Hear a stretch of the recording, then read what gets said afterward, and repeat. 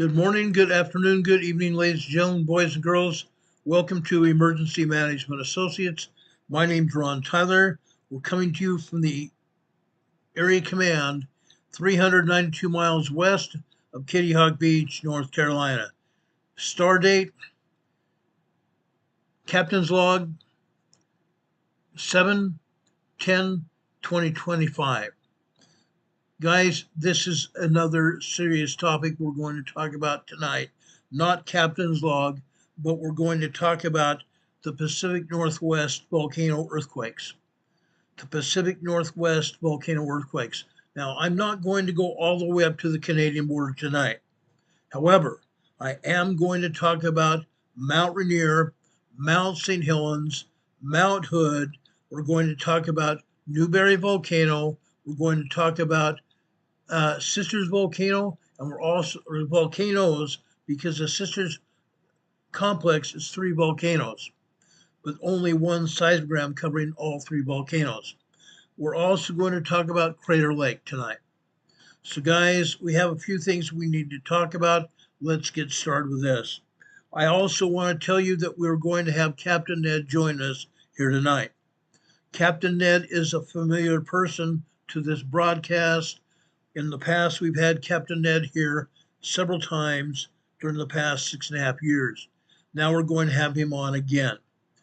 We're going to talk about a lot of activity at the volcanoes, especially the 3 volcanoes in the Pacific Northwest that are having issues right now. That is Mount Rainier, Mount St. Helens, and even Mount Adams area. I'm going to try to get hold of Captain Ned within the next 5 minutes or so, and we're going to bring him on the air then. In fact, let me try to get hold of Captain Ned right now. We're also later going to talk about the flooding in New Mexico and the flooding over in western Texas. That is continuing to go on very simply all the time. Now, guys, also, if you will, please leave us comments over in the chat. We're going to be monitoring the chat here, and if you leave us comments, guys, I will try to get to your questions or comments as soon as I possibly can. We're going to do that. Also, I want to urge you all to please, if you like what we're talking about, please give us a thumbs up. Thumbs up signifies that you enjoy this program and you want us to continue talking about what we're doing here. That's important. That's very important. Now, in doing all this, again, I want you to also leave us comments in the chat. And after this broadcast is over, you can go below this video here into our comment section below this video and leave us comments after this program is over. Now, guys, a lot of things are happening, like I said. Now, what am I talking about? What exactly am I talking about? We're talking about volcanism, the possibility that any one or several volcanoes could erupt. Now, there are a lot of different thoughts going around about what could happen. I don't want to speculate. I absolutely do not want to speculate what could happen. However, we're going to broach that subject. We're definitely going to broach that subject tonight. Now, let's try to bring on Captain Ned here.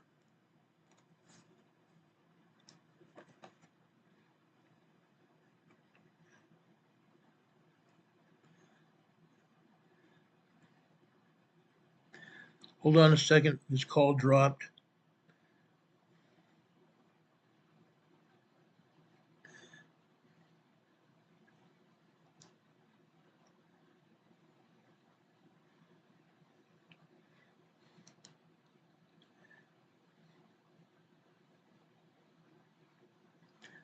Okay, let's try it one more time.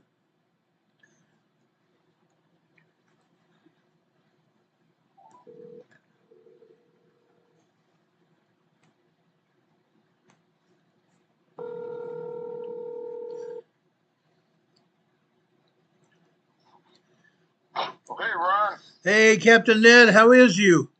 Good. I like the facts. How you doing? We're doing good. We're on the air here. You're on the air with us tonight. We're glad to have you. Um, All right. I've explained to everybody here that has joined us that we're going to be talking about the volcanoes in the Pacific Northwest primarily. And towards the end of the program, I want to talk about the flooding in New Mexico and Central Texas, Central and West Texas. That is Sure. still going on. Right now, there are approximately 120 people found dead in Texas and over 191 missing. 190, Yeah, I saw that 191 this missing. morning, Ron. Yeah, it's terrible. It's terrible. And the problem is that the Democrat Communist Party is trying to make it a racist issue. They're Oh, yeah, saying, they're trying to put it on Trump. yeah, it's unreal. But let's talk about that toward the end of this program. I want to get into talking about these earthquakes tonight. Right now, I'm going to bring up a picture here on the program showing Mount Rainier, Camp Sherman. This particular seismogram, Captain Ed is very familiar with because we talked about this. He and I talked about this the other night. These are the preliminary seismogram earthquakes that happen during the nighttime. Okay. Okay, I can't see it, Ron. Yeah. But go ahead, because you and I know all about it. Yes. What we're seeing here is a seismogram from yesterday evening, starting at 5 p.m., which is 1700 hours military time. And this particular seismogram, we're going to almost midnight. Okay. Approximately 23:45 hours here. That's when the seismogram cuts off because the next seismogram starts again after that. And I'm going to show you the rest of today in just a minute. But you can see that the earthquakes kept happening all during the night. Earthquakes kept happening all during the night. They've not stopped. Right, I saw that this morning. I looked at them. Yeah, what do you think? What do you think about it? Well, like you and I talked about, and we've been talking since 2019, you know, I think it's as bad as the summer of 2019, the fall of 2019, the winter. It's looking pretty rough. Yeah. You know, I was a little surprised that it hit like this. What do you think is happening? Well, same thing then. You're just getting a lot of magna flow from offshore here right to the volcanoes. And it's interesting on you had a comment yesterday, somebody who was in Oregon, maybe was, she was directly west of Mount Hood, right south of Portland. And if you look at the comments, she was feeling it. She was feeling the magma pumping. Yeah. Okay. I don't know if you saw that comment. Yeah, I did. Yes, Okay. I did see it. That's exactly what I felt the whole time in 2019 when we were thinking it was going to go.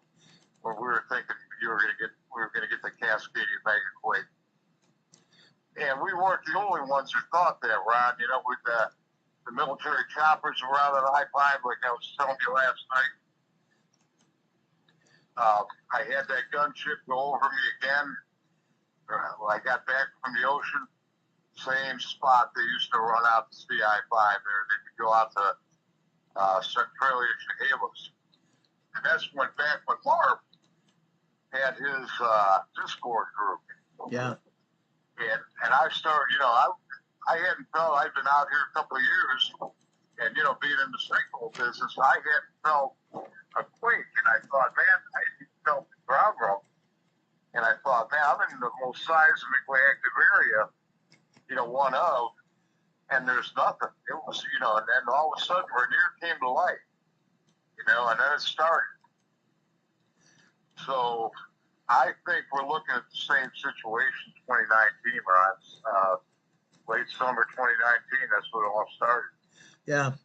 And you know how it was when you went on Marv with Rempel, and we were all sure it was going to go. I mean, and we weren't the only ones. The government and the military, they were all over. And what I came up on was these military guys on Mark's Discord, you know, in Centralia Chehalis. you come out of Central, you can see Mount St. Helens when you come, from right there on I-5. You come out of Centralia, heading as soon as you come on I-5 south out of Centralia, you're looking right at, to the left, to the east, you're looking right at Mount St. Helens. Right. At a distance. And those choppers were all over the place. And I told these military guys, that's how we kind of got a handle on it. I said, man, from driving semi, I said, these were gunships like last night. These weren't just, helicopters. And I was convinced, I was talking to these guys on Discord, military guys, and I said, man, I'm convinced they're practicing to take command and control I-5 if this thing goes. Because, you've got people who aren't familiar with this area. You've got a gigantic military presence up in Seattle. Huge military presence. Joint Base Lewis McChord, which is gigantic. You've got Boeing. You've got the submarine bases up there. I mean, that I-5 is essential. You've got to have that thing open as fast as you could after the megaquake.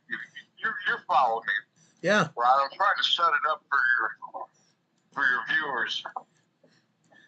Guys, it's a little confusing the way we talk about it, but I'm convinced. And then these guys are going, man, that's got to be it. And they were going in broad daylight, like noon, 1 o'clock in the afternoon. They were buzzing right over those interchanges in those two cities. Yeah. I said, man, they're practicing for, they're getting ready to shut that thing down. See, people don't understand the interstate system. Every mile of the interstate system is a military installation. The interstate system was built for the military, okay, for national defense. And you're just allowed to use it. It's for high-speed commercial traffic because they need it. Semi run 100 miles an hour. You're not going to have any civilians anywhere near those areas. No. Go ahead. I mean, you tell me where you want to go. You said, I said, Rod, do you want me to pull any punches? You said, man, no holds barred. Let's just talk like we usually do. Absolutely. That's exactly what we want to do. Back in 2019, I'm trying to set it up to where I got started in this, and then they choked off Marfugel. A lot of your people know Marfugel is big into this. He's big into Cascadia. He's up in Seattle. Yeah. And I made that call that winter after Christmas when you made the call, and I made one later, and we were convinced we weren't the only ones that this thing was going to go. And it's very possible it could. I'm just trying to set it up so your viewers are kind of seeing the look we take at it. Right. Okay? What happened back in 2019, guys, is the same thing we're seeing now, but I believe right now the situation is actually a little bit worse off. We're seeing more seismic activity, and I think we're even seeing larger earthquakes than we were seeing even back in 2019. And guys, everybody was looking at a possible eruption at Mount Rainier, but not just that. We were actually looking at a possible Cascadia megathrust earthquake event. Now, naturally, as we all know, going back 6 years, it hasn't happened yet, but it's likely to happen. We're now at approximately, I believe, if I'm not mistaken, about 235, 240 years past due for that Cascadia earthquake to happen. And if you remember, go ahead. No, go ahead, Ron. If you remember, guys. We're at about 325 years. The last one was January 26th, I believe, of 1700. Yeah. That was the last Cascadia megaquake. So we're at 325 right now. And geologically, there have been like 10 of them in the last 3,000 years. So you're looking at, I mean, anything geologically is just, you don't know, but it's like every 300-400 years. So we're coming up on it. Go ahead, Brad. Yeah, we're definitely coming up on it. But what I want to advise everyone about, we cannot take our eyes off the ball. USGS still has not declared any kind of emergency. They've not put up any kind of advisory. They're still keeping Mount Rainier on a green level. It's not gone to yellow cautionary advisory. It's still a green level volcano. However, the seismic activity is ramped up and it has not stopped. It's now gone almost an entire week. That's concerning. Okay? Oh, yeah, Ron, and like we talk, there's not going to be any warning. You and I know that from 2019. They were hardly saying, they weren't saying a word, very little bit. Now, all of a sudden, for this one, you're seeing the news organizations light up. So I think they're even maybe a little more nervous about this activity. Okay, that this is where the plausible deniability comes out. A lot of people don't want to hear this or have no idea. They're not going to say a word. No. They're just going to let it rip. We know that. And you mess with them all the time. But we've all, you and I have watched them shut the seismos up at 2, 3 in the morning. When it starts to go back then, in 2019, 2020, that winter, we were convinced Friday Christmas, remember? Right. And they just shut those seismos off, and you do it all the time. You mess with those guys, but it's true. And in all actuality, there's nothing they can do. I mean, look at me. I know all about it. I'm sitting here right on the shores of the Pacific Ocean today. I mean, and people need to understand, geologically, this thing could happen 100 years from now, 100 months from now, 100 weeks from now, or 100 minutes from now. When it goes, it's just going to go. And warnings aren't going to do anybody any good. I mean, for all practical purposes, realistically speaking, if you're standing where I'm standing, you're gone. Yeah. Just like those Indians that night. You can imagine the horror. I mean, when this thing goes, people don't understand. This is the biggest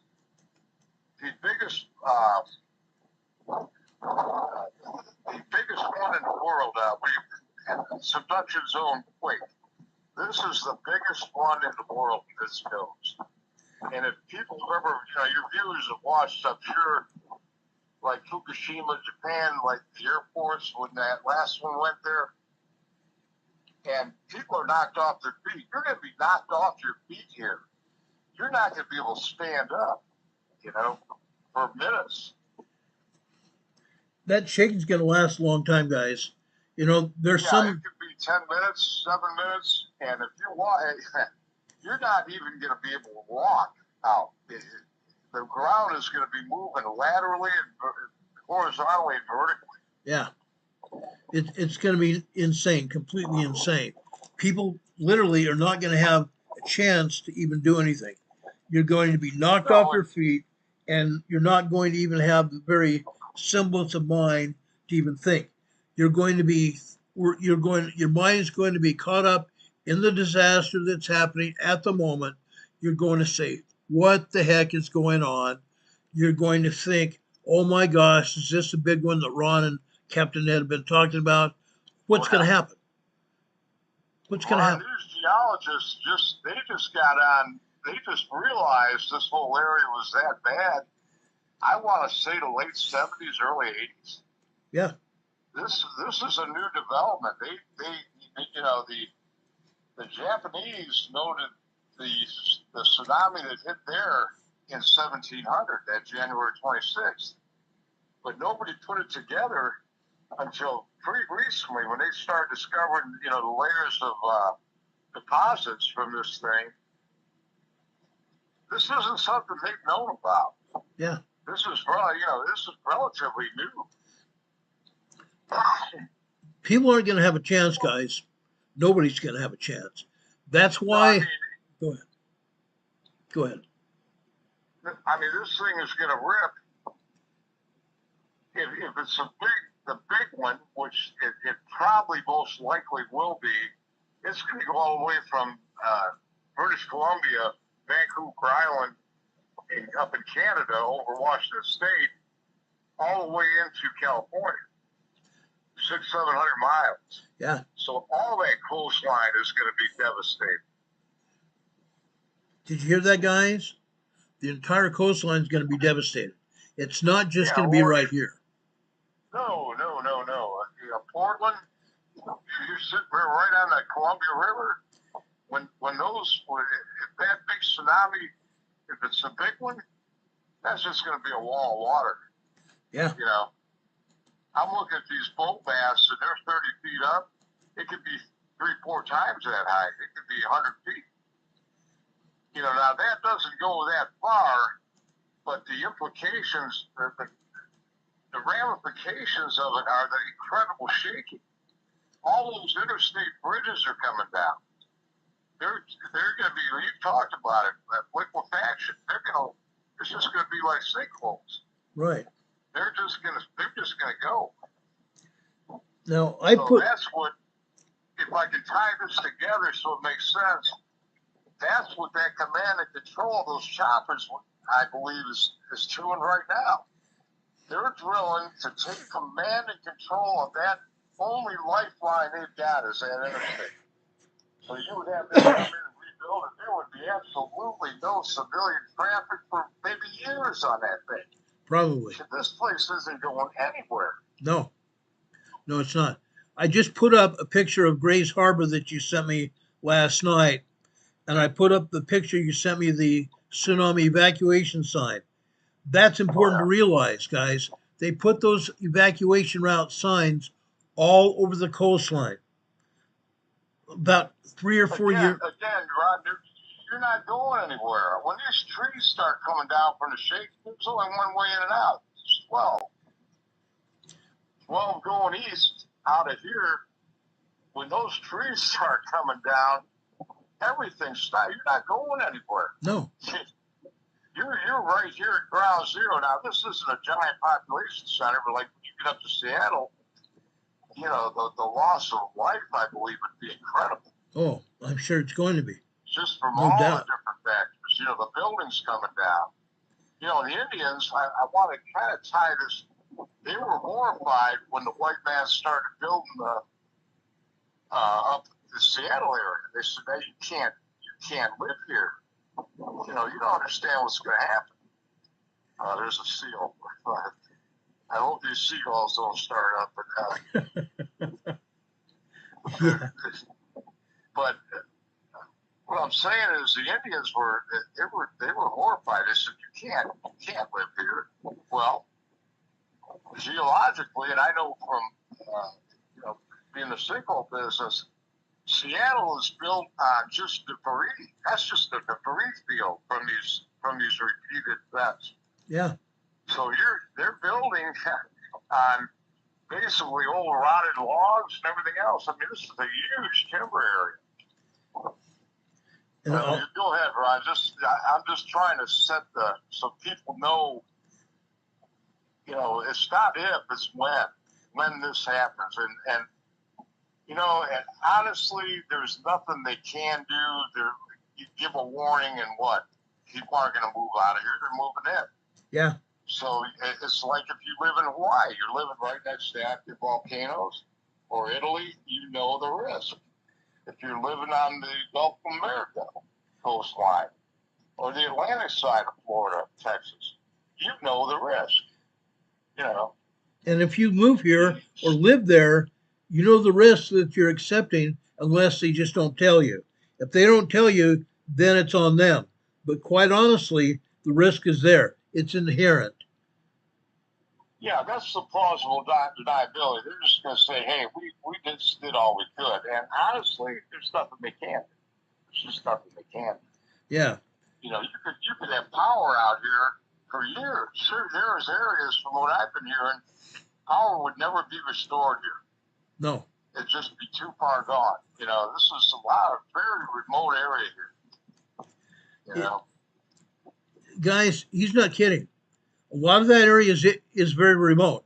Between the big cities, it's nothing but blacktop, 2-lane to 3-lane blacktop. You got bear and mountain lion and everything else here, right? I mean, this.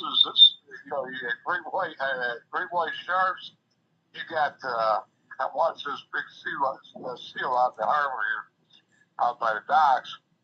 You've got killer whales come right in here, eat these seals. Yeah. I mean, this place is wild.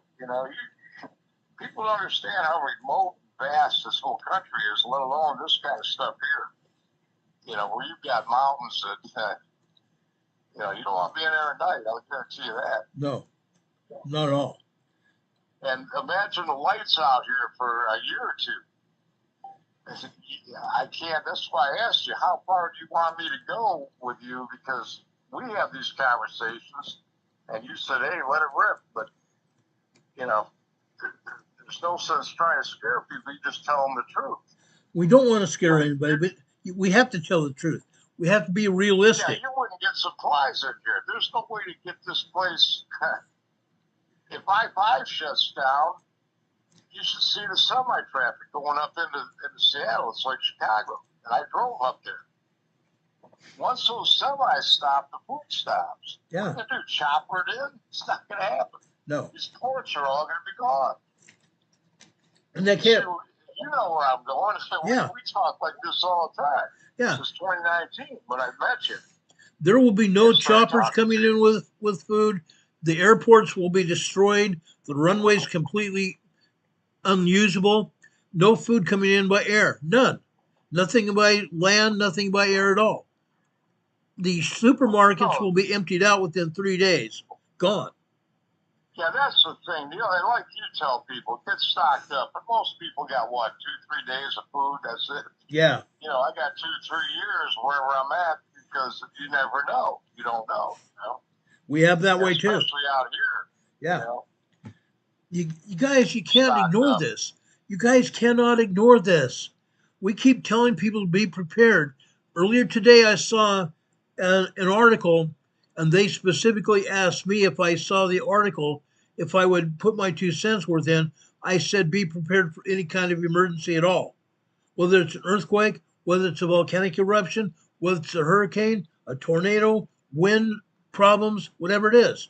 You need to be prepared for whatever happens. We've been talking about this a long, long time now.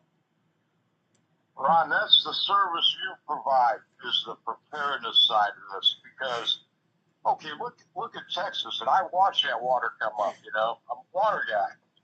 It was horrific flooding, but they knew that area. The last time it flooded like that was 87. There was no reason that those people should have been camping on that river, those kids' camps. And after it started raining 2-3 days before, they should have said, hey, everybody out. It could happen. Now, that is a small-scale evacuation. You can't evacuate Seattle. You can't. No. Where are they going to go? Yeah. So basically the survivors of anything got to be prepared, like a shipwreck or whatever disaster, hurricane. Look at Puerto Rico when the power was out here for a year. That's rough going. You've got to be ready to survive. And what? I'm a survivalist, but most people, they can't clean a fish. I think they die on the shores of the lake filled with fish. You know what I mean? I mean, the service you provide is be prepared. Guys, I'm serious about this. If you don't already have it, you need to get it. If you're watching this program, you accidentally stumble upon this program, guys, you need to pay attention. Yes, there is a possibility that Mount Rainier, Mount St. Helens, Mount Hood, and the other volcanoes are not going to erupt. But there is that possibility. And now today, during this past week, there's even greater possibility of it happening. And as I stated the last 2, maybe 3 weeks, there is a great possibility that Mount Rainier may erupt. And as I pointed out about a week or so ago, there is ash at the top of Mount Rainier right now. That means there was a significant eruption then. Maybe not a lava eruption, but there was an eruption of ash at the top of Mount Rainier. Scientists have found it. It's there. Oh yeah. Well, look around at just Mount St. Helens, and you were sending me stuff back and forth. We've been both looking at this for years. 19, I came through here in '83, coming out west the first time. It had just blown in '80. That was all fresh, just torn. The side of that mountain was gone. That volcano, stratovolcano, was gone. Okay, that was the force. The cumulative effect was over 1,000 atomic bombs that blew up Hiroshima. Yeah. Over 1,000 at the power you can't. And you were going to get into fluid hydraulics, which is my deal, pumping sinkholes, liquid rock, Yeah. That's what this magma is. And the forces involved when these plates are hitting, the Juan de Fuca diving under the North American plate, you can't even, I'm looking out the ocean right now, it's all positive. You can't even comprehend what's going on out there. The forces being generated. Yeah.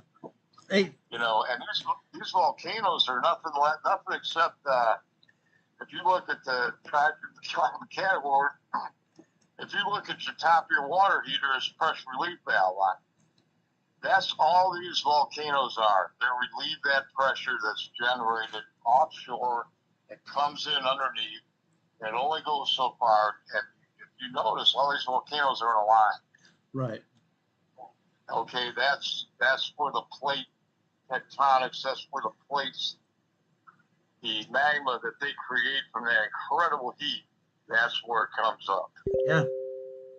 Yeah. From offshore. There's activity onshore, like Yellowstone. That's coming from deep, but here it's coming from offshore. Yeah, it is. Where the plates are colliding. And right now they're locked up. That's what's generating. When they slip, that's what generates this pressure that lights these volcanoes up. I mean, I don't know if people got any questions, Ron, or because you and I talk like this all the time. But, yeah. I don't want to get too far and down the rabbit hole here. Well, I want to get down. I want to get down a rabbit hole here. What I would like you to do is tell everybody what you've done with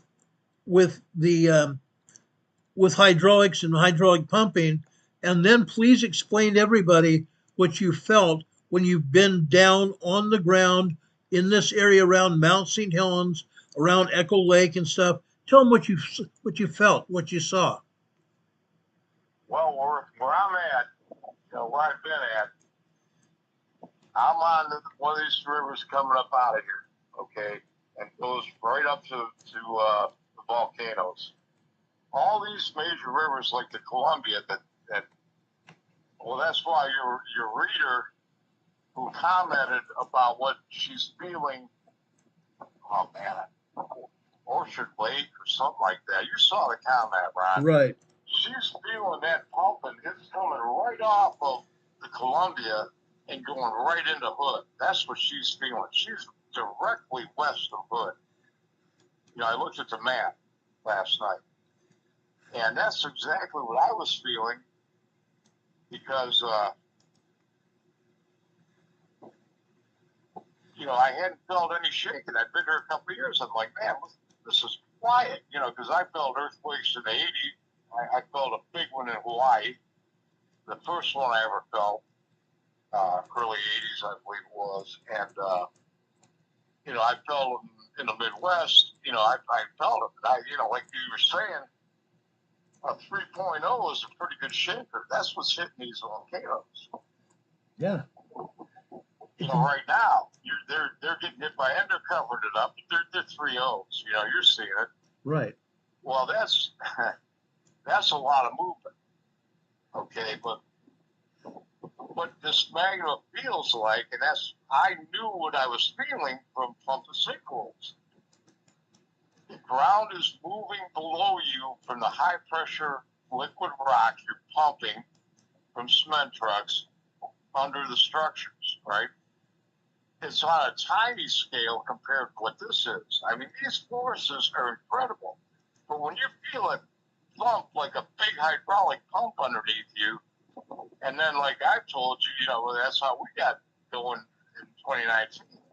I said, man, I'm feeling it at 2 in the morning, because I'm real sensitive to it. I'm feeling it, and then 45 minutes later, I'm watching these volcanoes that are lighting up.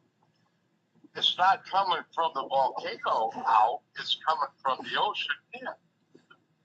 Otherwise, volcanoes would light up before I would feel 60 miles away west. Captain Ned felt hydraulic pumping. Am I making that clear? Yeah, you're making perfectly clear. Captain Ned was feeling the magma pumping off the Pacific plate, going underneath the North American plate to Mount St. Helens, Mount Rainier, and the other volcanoes. This is a fact. Underneath me, 60 miles from where I'm standing, it was coming in. Then it's going about another 60, and it's taken 45 minutes to hit them. I'm just going to tell people what I tell you. Anymore, I could care less. I don't care what people think. Okay? And I would watch, and 45 minutes later, those volcanoes are shaking. And then they shut the seismos off. That happens to you all the time, right? Yeah. They shut the seismos 2, 3 in the morning. I've shown it to people. Or whatever. It could be 2, 3 in the afternoon. They just shut them off. They don't want you seeing that. Yeah, they But shut how them many down. guys are watching them? How many people are watching them? Guys like you and me. That's not about a all. lot of people. But they don't want you seeing it.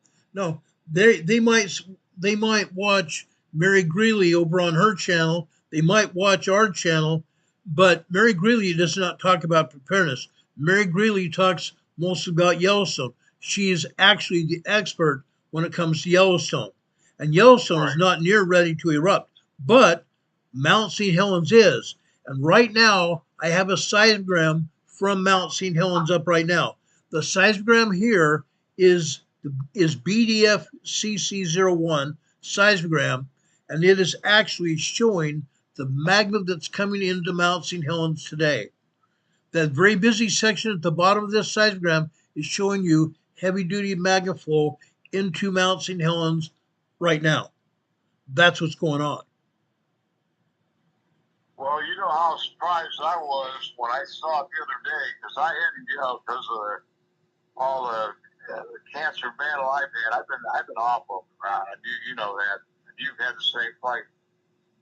Because you're on it every day. I thought, man, it's just, I've seen all I can see, and it's subsided. But I would watch your show occasionally, and I'd see the signs goes. Before I was on them, all the time. Right. 40 hours out of the day, I'm looking back and forth at them back in 2019.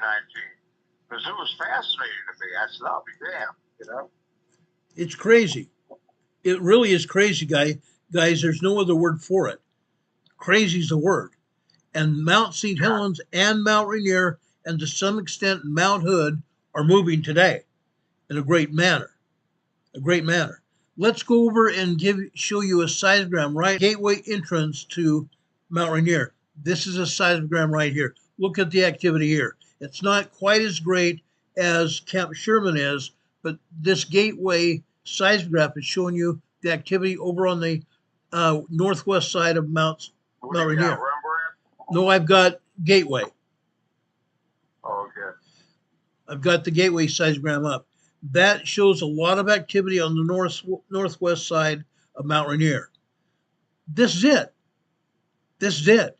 These are mostly here tremors and minor earthquakes here. Tremors and minor earthquakes. They're lit up like a Christmas tree now. It was actually kind of shocking to me. Remember the first night this last week, I watched them after I talked to you. And, we're 3-hour difference. You crashed out, and I'm talking to you now. I turned it on for the first time.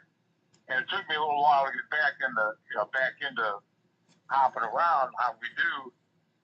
But I'm like, there was activity, interesting activity. Then, what was it, a night and a half later, Ron? Yeah. It lit up, man. It just lit up. I'm like, wow. You know, we're right back to where we were in 2019. I'm not exaggerating. You know what I'm saying? Yeah. This seismic I'm showing you right now is Rainier Camp Sherman. Look at this. This has been going on just like this for several days now, nearly a week. 3.0, 3.5 earthquakes frequently throughout the day. Okay? Yeah, Sherman's one of my go-tos. I mean, that lights up. That really gives you a good look. This is exactly what's going on, guys. Captain Ed's felt it. He's seen it as well. That's why I wanted him to come on the air with us. I wanted him to explain to you all what's actually happening. Some of you felt it as well. I hope this is, you know, is helping people the background from 1700. I mean, that had to be what the Indians said. They had no other way to describe it. I mean, it was in there, passed down in their lore, but, you know, it would be hundreds of years in the past. It was all verbal, you know, handed down. But how they described it was the eagle fought with the whale. Well, there were whales.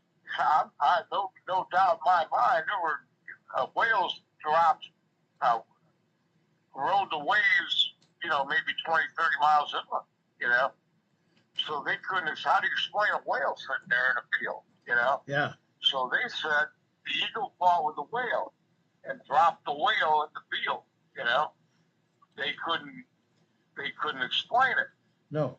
But you can imagine, if people imagine the horror of being, you know, anybody who was right here at ground zero where I'm at right now, you can hear the boats, you can hear the birds. They were gone. Yeah. Just gone. It'd be the same thing now. Gone. Just done. Okay. Now then, the tremendous horror they had to feel was it. Everything was flooded.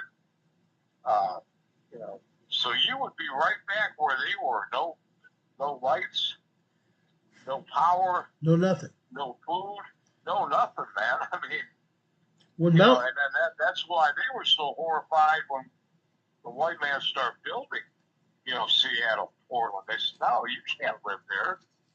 Well, you know, we don't pay attention to anything, and now it's, you know, it's way too late. All we can do now is, and I hate to put it this way, you're just waiting for the big one. Yeah. All you're doing is you're waiting for the big one.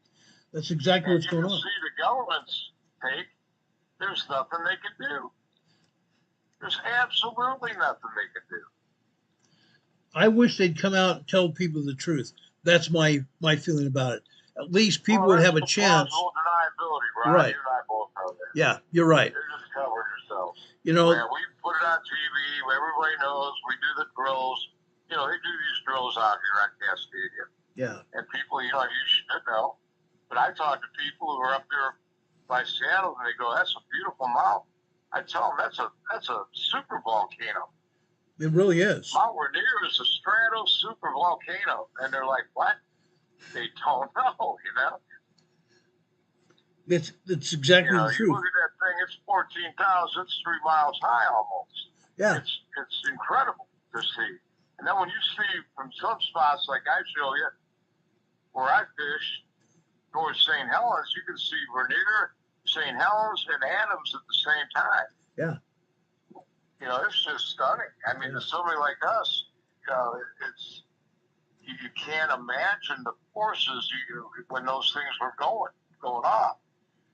You know, Mount St. Helens was like a firecracker compared to Rainier goes. Yeah, that's a full-scale eruption, you know. When Mount St. Helens lit up on in March 1980, like Captain Ed just said, it was like a firecracker going off. It was a lateral eruption. The first part of the eruption, it blew out the side of the volcano. Then it started coming up as well. Okay, but the first part was what they call a lateral eruption out the side of the volcano. Yeah. And what everybody needs to know is Mount Rainier is also bulging. I don't think it's bulging as bad as Mount St. Helens was when it blew, but Mount Rainier also has a bulge. Now, they've also said, I saw this late last night, I saw someone that says Mount Rainier was dormant. What a joke. Mount Rainier is not dormant. What we're seeing on this particular seismogram right here that is showing Camp Sherman, what we're seeing is not steam here. I don't believe any one of these vertical lines are steam. These are all earthquakes. Each and every one of these are earthquakes. And we just happen to have another magma churn signal. Let me enlarge this so you can see the magma churn signal here. It's that very thin rectangular object in the center left side of this seismogram. Okay, it's over about I want to say 4:20 in the morning. About 4:20 in the morning on the red line, you see the magma churn signal. Magma churn signals are supposed to be 23 to 24 lines high. This magma churn signal, I'm going to count for you: 1, 2, 3, 4, 5, 6, 7, 8 lines high. Again, it's only 30% of real world, which means these vertical lines that you see, these earthquakes that you see annotated on this seismogram, let's multiply that times 3. As it is, we're seeing at least 3.03.3 earthquakes right here today. That's what we're seeing. However, let's multiply that times 3. Now, what I'm saying is these are probably 4.04.5 earthquakes. 4.04.5 magnitude moderate earthquakes. Not just small. They're not just 3.03.9 as can be seen on this particular seismogram. But as I showed you, that magma churn signal should be 23, 24 lines high. It's only 8. This seismograph has been turned down to 30% of real world. Oh, that yeah, is not real world. You know how they turn them down all the time. I mean, you and I know what they do. You watch them do it at 2, 3 in the morning or 2, 3 in the afternoon. Yeah. You know, but they figure, hey, how many people are really watching? Not that, you know, not very many. Most people don't even know how to read these seismograms. But once it's a learning curve, you know. It is a learning curve. But if what the scientists are saying, and Mary Greeley said it today, all we're seeing at Mount Rainier are tremors. At most 2.3 earthquake. Guys, a 2.3, there's no 2.3 earthquake on this seismogram today. What you're seeing here are a lot of tremors. Yes, there are some microquakes here as well. But what you're seeing is mostly 3.0 large earthquakes here. That's on the seismogram. But knowing what that magma churn signal just showed us, this seismogram has been turned down to 30% of real world, which means we're only seeing 30% of what's really going on. See, Ron, that's what only guys like you know who watch this, you know, have made this such a passion of yours. But like I was saying, you know, after, you know, around the holidays, let's just say Christmas 2019, right? When you were on Mars, there was they weren't talking about this on the news. Now all of a sudden, they're all over this thing. Yeah. Like I told you last night, notice they're going back to 2009. They're completely ignoring 2019. They don't even want to bring that up. No. Okay, because I'm convinced they were convinced it was going to go. Okay, and now, like I said, from at any point, nothing would surprise me at all. No eruption, nothing would surprise me now, and that's kind of where we've been talking. Hey, any of these volcanoes could go right now. Right now, as I'm speaking. It's that to that point, I believe. I agree. Guys, what you might not know. Yes, I'm showing the evidence of what's going on right now, but we don't have to have a seismogram like this to say that something's not going to happen. It will. It'll definitely happen. And it could go with even less energy than what we're seeing here on this seismogram. It doesn't have to be blowing out earthquakes like we're seeing here. It could be just a couple small minor tremors and a couple minor earthquakes, and then all of a sudden it'll come out of nowhere and blow out the top of it. That's what happens. Well, and like in 2019, Brian, when it got real bad, you know, it started that summer. Yeah. And it just kept building. And Mount Rainier woke up. I watched it on the seismic. I went back, and they buried that. You can't even find that. When Dave Mount Rainier woke up, it was basically what I call flatline, like an EKG. Right. And then what I was watching the other night, after the first day talking to you that night, and a couple other nights, whatever it was, they all lit up like a Christmas tree, just like what I'll call the old days, 2019. I'm like, whoa, look at this. You know, and that's what all these newscasters, TV news is getting in on. So somebody's putting it to them, hey, we want you to say something. They don't just do it on their own. Okay? That is the plausible deniability part. Hey, it was on the news. What else do you want us to do if it goes? You see what I'm going through, Ron. Oh yeah. But I want to see I want your viewers to see how we look at it, how I look at it. There's not going to be a warning, you know, and they're going to get their info from offshore. I don't think they really care about these volcanoes that much. They're going to find out from the deformation of the seabed when this thing's ready to really go. And I told you that, you know, the other night too. Yeah. That's where they're watching. And so something must be up. That's my take. Something must be up.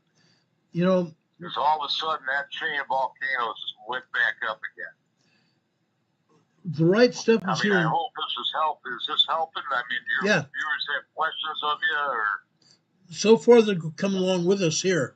They're watching us and they're coming along with us. And the right stuff. If anybody's got a question, you know, go ahead. I mean, absolutely. If you guys have questions, put them up in the chat so we can answer them. The right stuff is here in the chat. Said watching houses and school buses coming at you at 4 meters per second. Yes, it'll be a normal day.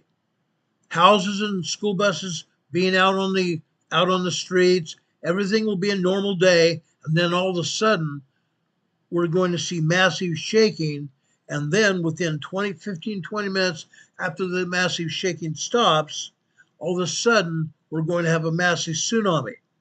That massive tsunami is going to come in off the coast and hit Seattle. It's going to hit Tacoma. It's going to come in through the Cascadia, the Juan de Fuca Strait. It's going to come into Tacoma and Seattle area. Every waterway. Every waterway. Any entrance off the ocean. It's going to get nailed. It's going to totally get nailed. We got to be ready, guys.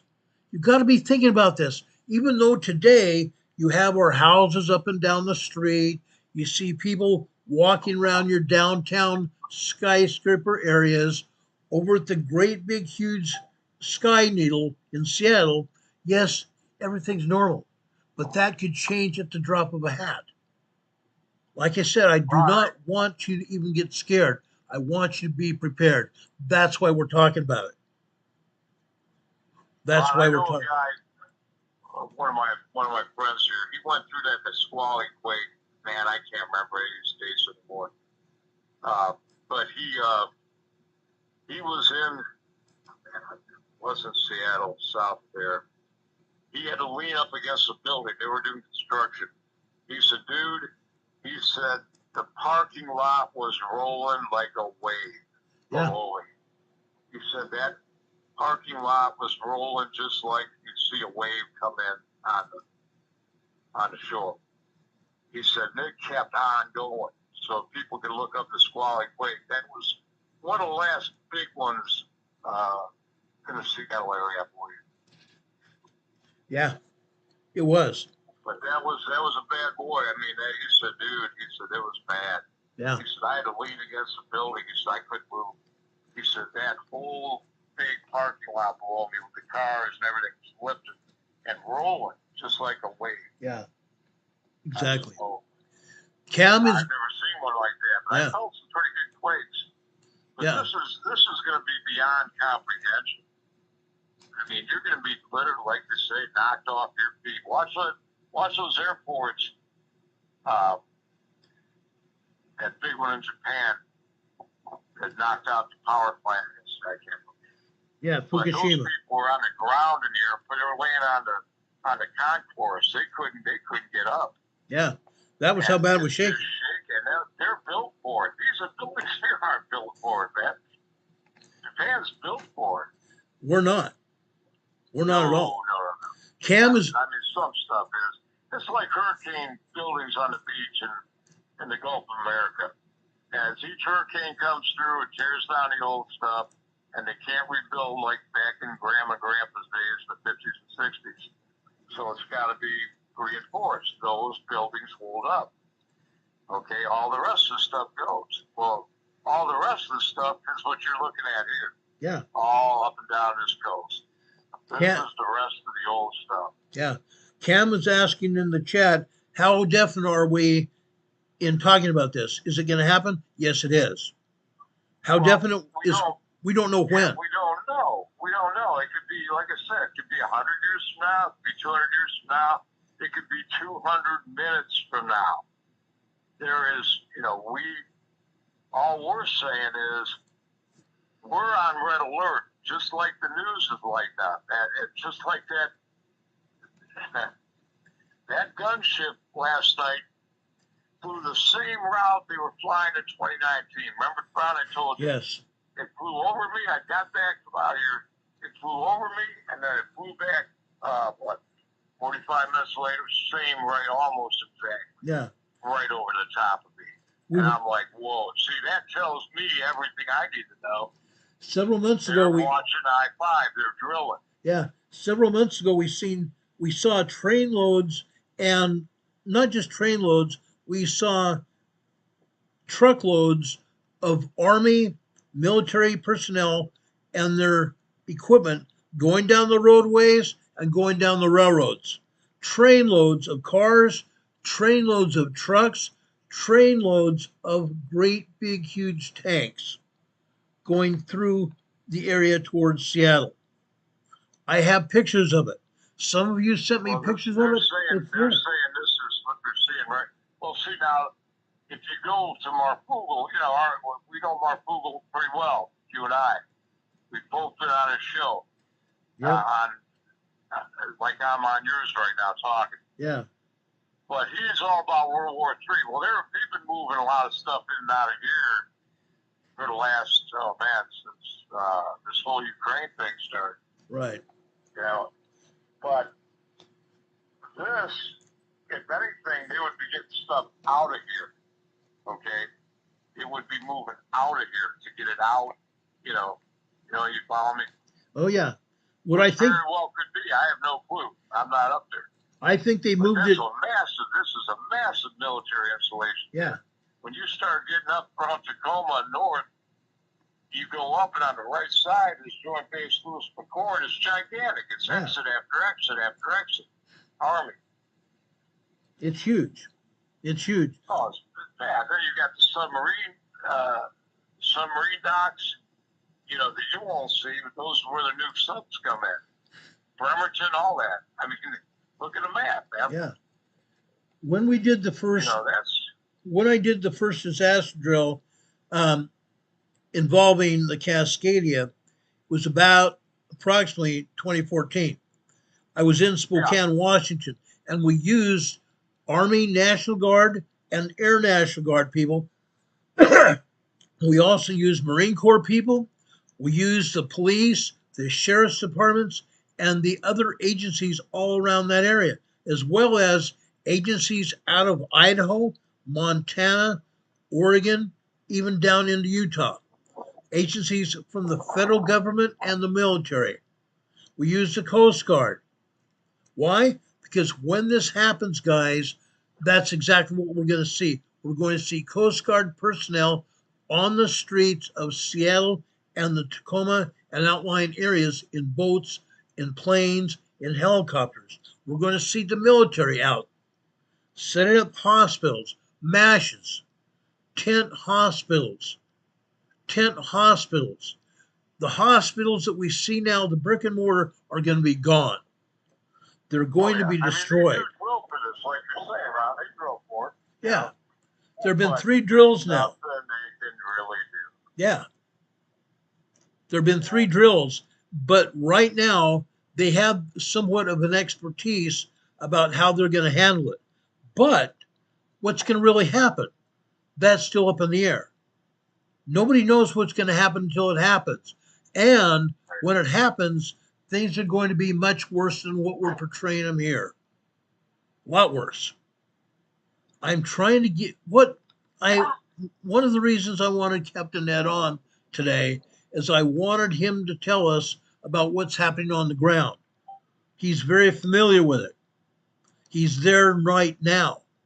Okay? He's also been part of the effort to try to educate people. He's worked with hydraulics.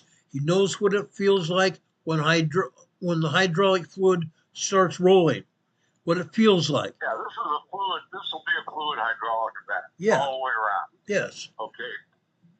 And that the pressure between these plates is melting that rock, turning it to magma. Right. Offshore and underneath it too. This whole area.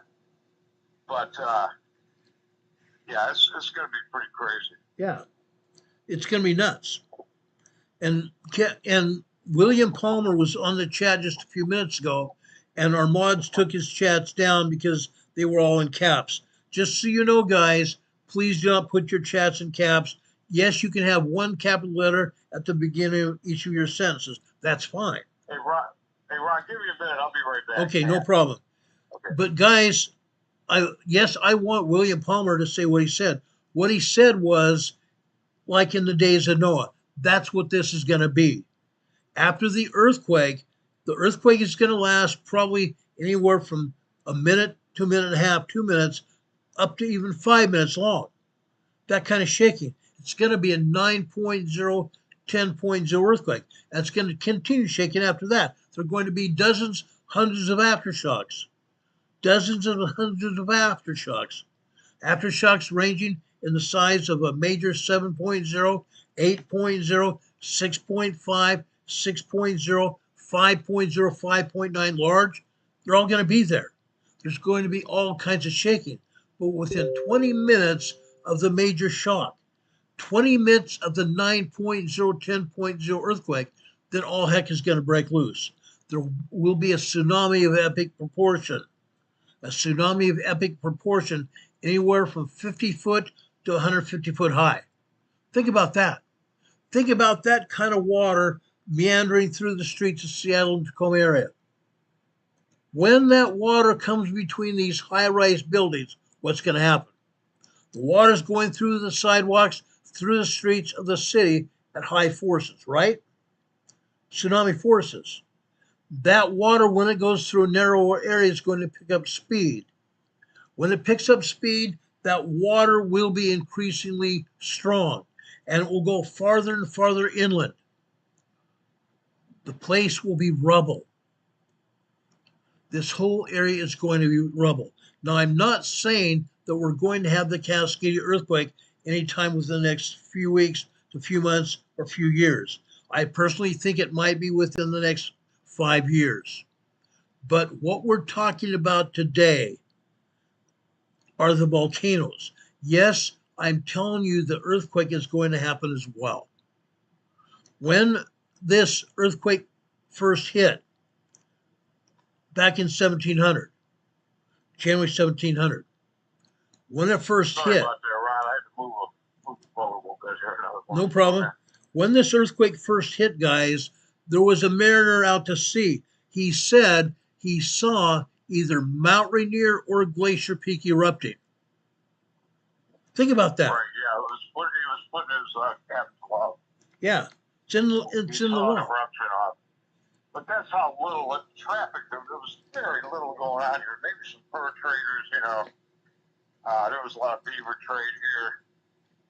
But there was nobody really here. There's very little white man activity. No. But we want you to be aware of what's going on. That's the whole purpose of this program. I've been telling you what's been happening here. Okay?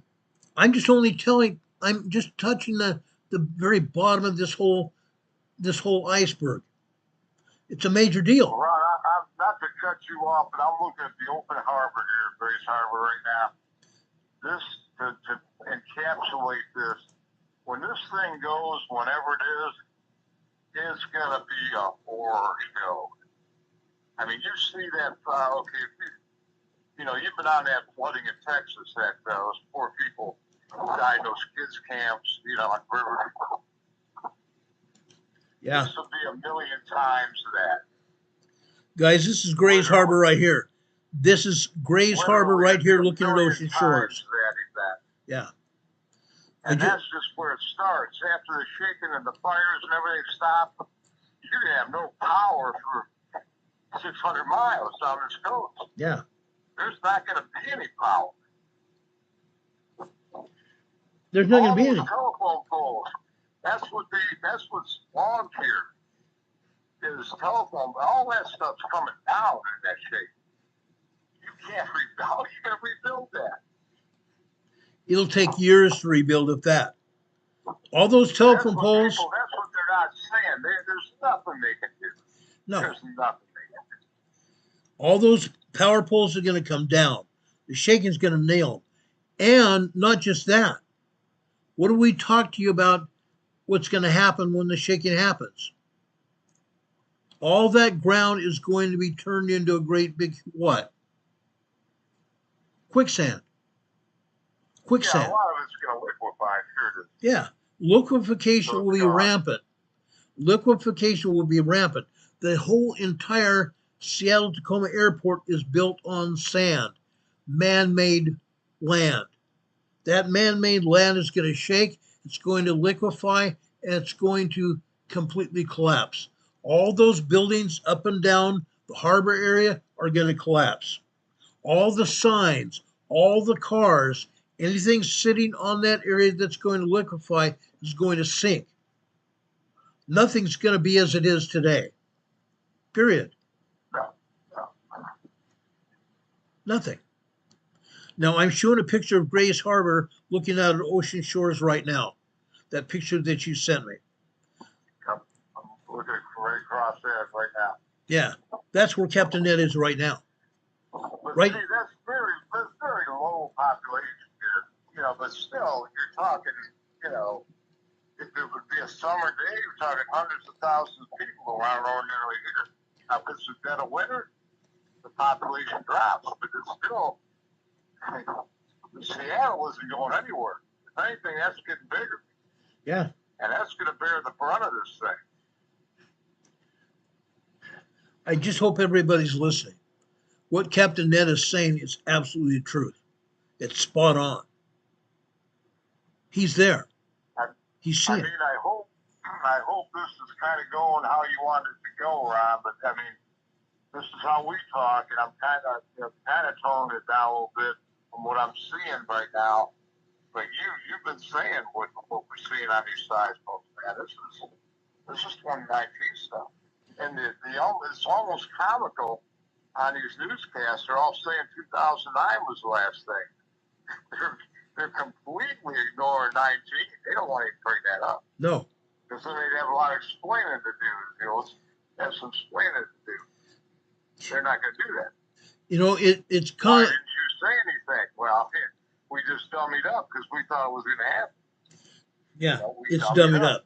That's what the mainstream media's done. We've seen the mainstream media in rampant political style against the president, against the Make America Great ideal.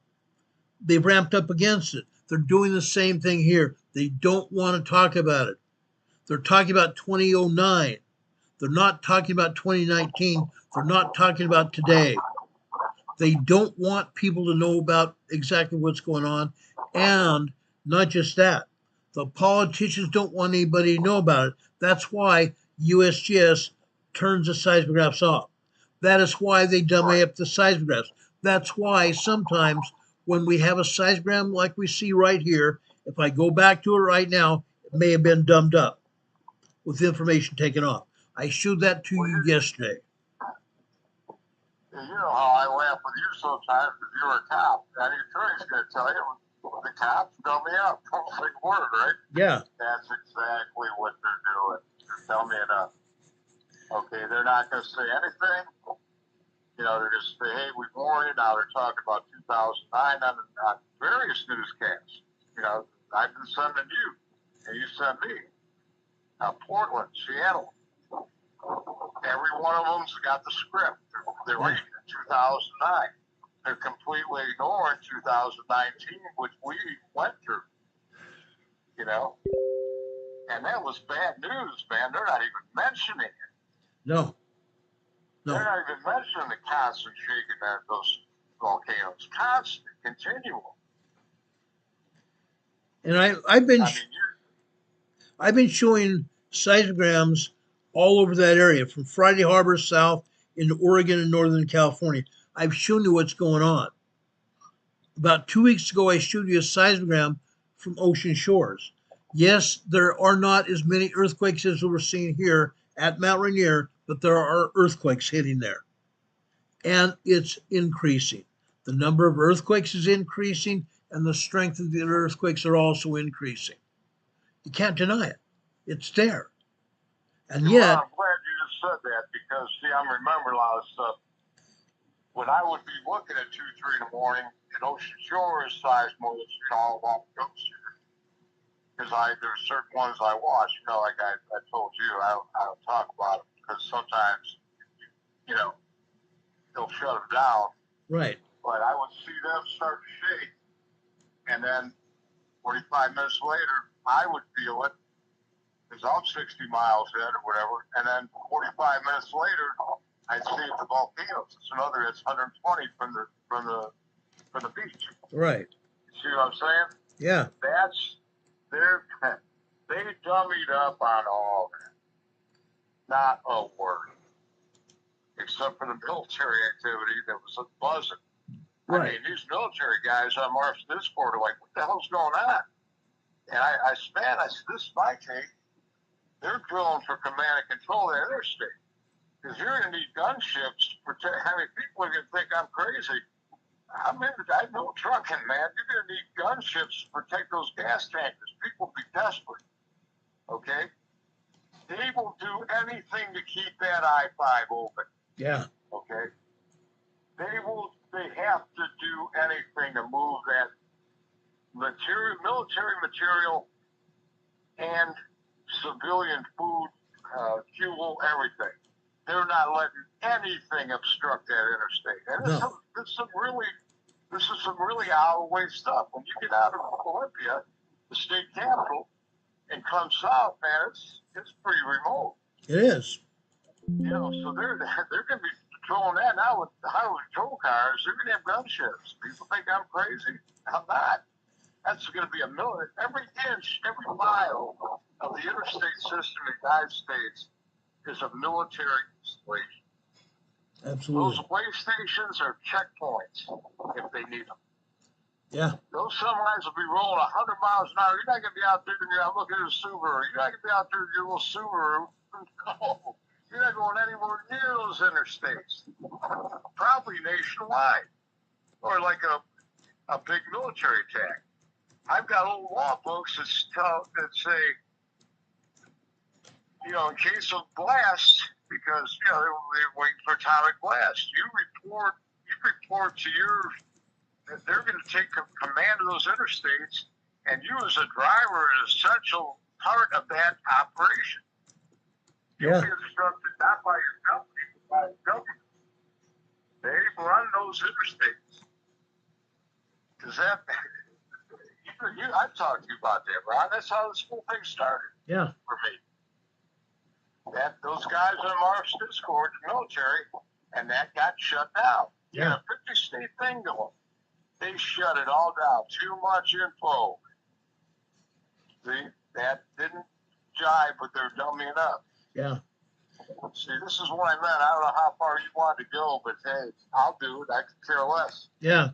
I don't. That's exactly what's going to happen. I care about people's lives. That's what I care about. That's why we're here tonight. That's exactly why we're here tonight. I just put up a seismogram from ocean shores. Just a minute ago, I had that picture of Friday Harbor looking at ocean shores. Right now, I'm showing you the ocean shores seismogram. Look at that. That's what's going on. What are you seeing on? We're seeing magma going through the magma channels here. The thicker the lines here, the magma is going through the magma channels. The thicker the lines is magma, and the thinner the lines, less magma.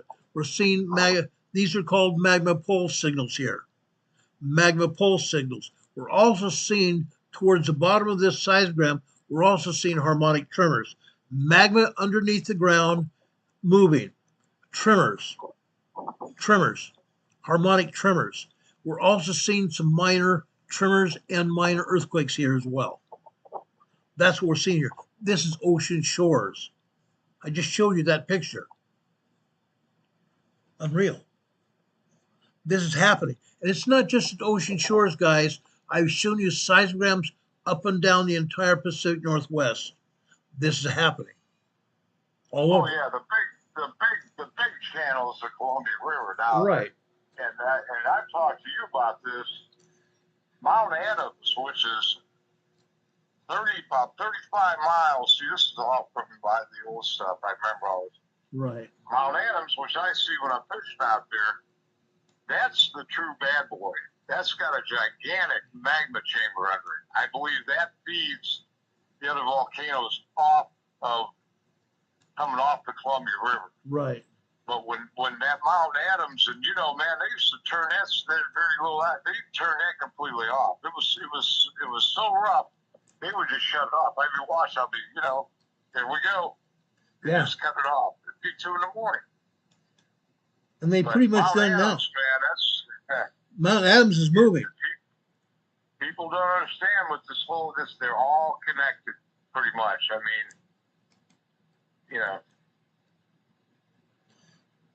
it's like you said, it's all connected. Everything. But that Mount Adams is a sleeping giant, man. They don't even talk about it. And I did research back in 2019, and I'm like, whoa. And a lot of those channels, I never had a channel. I would follow the other ones, but they would cut those guys off. They were, they had guys who specialized in some of these things, and they just vanished. Yeah. You know how they do it. Yeah. And they vanish literally in a heartbeat. They don't want people to see it.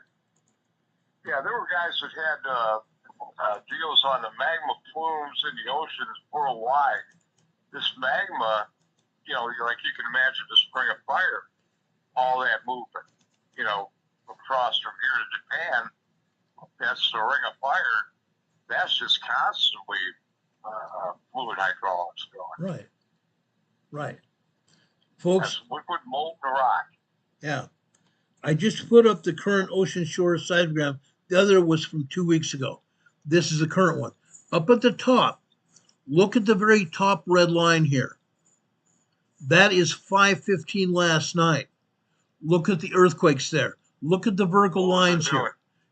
Earthquakes. We're probably seeing 2.5, 2.7 earthquakes here last night. That's pretty big movement. On ocean shores. Yeah. That's incredible. That's not waves causing that up the top. That's magma moving underneath. Yeah. So guys, it's moving. We see it. We see this. We're seeing it real. It's not just at the volcanoes. There are earthquakes going on. There is magma coming off the Pacific plate, going underneath the North American plate, going to the volcanoes. You can't have volcanoes without subduction, and you can't have subduction without volcanoes. They go hand in hand. They go hand in hand. There is subduction going on. It's constant. It's been constant for thousands and thousands of years. Millions of years. Millions of years. We can't deny it. It's happening. But what we want you to do is be prepared. That's why we're talking about it. We want you to be prepared. John Lies is here in the chat. He says the Pacific Northwest is so unprepared for a major event, even a mid-seismic event. It's almost criminal. It is criminal. It's absolutely criminal. When I was there in 2014 for the first earthquake disaster drill, it was held over in Spokane, Washington, where we were. We were off the coast in an area with an open field off to the one side of the National Guard Center, the Emergency Operations Center there in Spokane. But we wanted that open field so we could let the National Guard play, set up a MASH. They set up a mobile armory surgical hospital on that plot of land. They set up their operations. They set up their military police to assist the regular police in patrolling Spokane, Washington during that week-long time period that we were there. Why? Because we wanted everybody to know what it looked like. In the papers, in the newspapers, on the media, they were telling everybody in the area around Spokane that you would see an increased military presence. The National Guard would be assisting the regular police and sheriff's deputies in patrolling the streets. They were conducting an exercise about the Cascadia earthquake, and it's going to happen. It's going to happen. Yes, they've conducted 2 other earthquake drills since. That's because they know it's going to happen. Well, yeah, and then you've really got only one way in here from up there, up north, there's 90 coming across, and that's going through the mountains. That's going to be smoked. Yeah. You know, so they're going to have to reopen that, and you're going to have, if you think you're going to Grandma's house, you're not going anywhere. You're not going anywhere near those interstates. The roads you're not leaving. Where you're going to be where you're at, you want to fly out in months. Yeah. That's all I can say. I mean, you know how we talk about it, Brad. Yeah. The roads are going to be completely torn apart. The earthquakes are going to make sure the roads are torn apart. There's going to be great big huge fissures opening up in the land. Great big huge fissures going across the roadways. And you guys in the area of the Pacific Northwest know exactly what I'm talking about. The roadways in many cases are only 2-lane blacktop, 1 lane going in each direction. Yes, they do have Interstate 5 and other highways there, but those are also going to be extremely damaged. The bridges in the area were not meant to withstand earthquakes, not nearly to withstand even a large 5.5 to 8.0 earthquake. The bridges are going to go down. The only way people are going to get anywhere is if they have 4-wheel drive vehicles, and then it may not even be able to do it then. I'm serious. The only way you're going to get through is possibly on bicycles or motorcycles. But if you try to go through the river, forget it. You're not going to be able to pass that river. One, it will be too wide. You also have runoff from the lahars, from the volcanoes erupting. You're going to have the tsunamis to deal with. You're not going anywhere. It would be like a cement mixer full of telephone poles, right? Yeah, that's exactly what it would be like. Aubrey, I sent you a picture from last night of the pole yards on the Chehalis. Yeah. Right outside of Aberdeen. Yeah. There's Walmart. As soon as you start going upstream, I don't know if you got that one. You just see these telephone poles stacked as high as buildings. Well, guess what? You know, right now they're sitting there. If this thing would go, when it goes, not if, all these trees, it'd be like a cement mixer of telephone poles. Yeah, I believe it will. Throwing that in there. I mean, you can't overrun it. Like I say, it would be a literal horror show. It will be. It will be. That Texas flooding, that was a horror show, and they're trying to digging for people, and this would be a million times that event. Oh yeah, that's exactly what's going to happen. And I mean, I hate to put it like that because it sounds kind of callous. That's what it is. That's exactly what it is. You can't even imagine the horror that would be unleashed that those poor Indians saw in 1700. Yeah. Devon Bonson's here in the chat. He's asking about, will this affect Vancouver, BC? Yes. Well, definitely. That's where it starts. That's where it starts. Start up there. That place is going to be destroyed. Okay. Now you guys know I live over on the east side of the United States. Yes, I used to live in San Diego. I used to live in Salt Lake City. I used to live in Denver. Those areas here I'm well aware of. I have been in Washington. I've been in Oregon. I've been in Salt Lake. I've been in California, up and down the entire state. I know what it's like. I've driven the roadways. Everything's going to be destroyed. Ron, remember that big cluster of sevens right around Christmas that were off Vancouver Island? Yes. And we were convinced, man, here we go. That's it. That's it. It was right on the fault line offshore. Guys, Remember those? yes, that was Christmas Eve 2019. Yep. Yes, December sure was. 24th, 2019. There were three Yep. 7.0 earthquakes off the Big coast of ones. Vancouver. Big ones. Now we were Yeah, convinced that's where it's gonna start. as Captain Ned says, I have a hard time talking about it as well.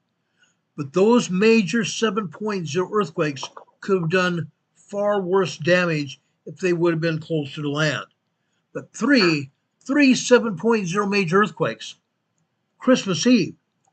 Now, Yeah, we were convinced that was going to be Yeah, the trigger. we were. Convinced. Terry Rempel and I were on the air. Yep. We were praying. We were praying like nothing else that God would spare the Yep. Cascadia not to be on Christmas Eve. Thousands, hundreds of thousands of people would have been killed on the day that we're representing the birth of Christ. Unreal.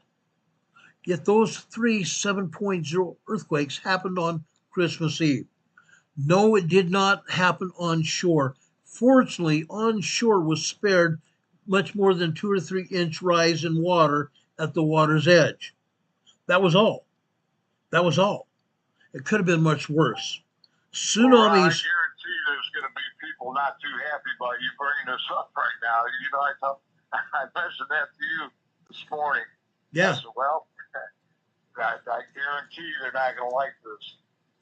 Because, like I said, they're completely dummied up on all they're doing now. And the conservative news lighting up, man, that's from the top. Yeah. They're reading from the same script like they always do. Yeah. 2009, 2019, and 2020, that winter, that was crazy. Yeah. Not a word. Not a word. Nothing. Not a word. You know, if you go back and try and find those seismos, they're gone. You've got them saved. They're on your Yeah. show. I've got them. But you know how they routinely wipe that stuff out? Yeah. Because they go through it. I saved it on We're our. nuts. We watch them do it. Yeah, I saved that on my database on my computer. I've got it. In fact, I've got it on my spare hard drive. I'm not going to get rid of it. That's serious. No, you're one out of 500,000. Yeah. It's And they unreal. know that. Yeah, it's unreal. And it's going to happen again. This stuff is going to happen again.